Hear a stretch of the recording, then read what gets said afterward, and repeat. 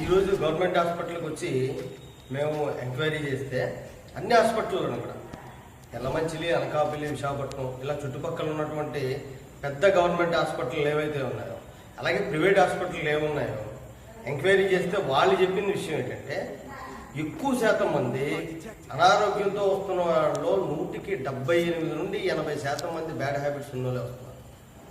మొట్టమొదటి ఏంటంటే బాగా డ్రింక్ చేసిన వాళ్ళకి ఎక్కువ అనారోగ్యం, గ్యాస్ట్రిక్తో స్టార్ట్ అయ్యి అనేక రకమైనటువంటి హెల్త్ ప్రాబ్లమ్స్ వస్తున్నాయని చెప్పడం జరుగుతుంది.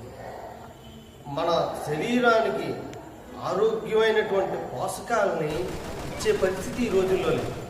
ఎందుకంటే ఎక్కడా కూడా పంటల్లో కానీ, కూరగాయల్లో కానీ, పళ్ళల్లో కానీ నాణ్యత లేకపోవడం వల్ల ఎక్కువ అనారోగ్యానికి శరీరం గురవుతుంది. అలాగే తాగే నీటిలో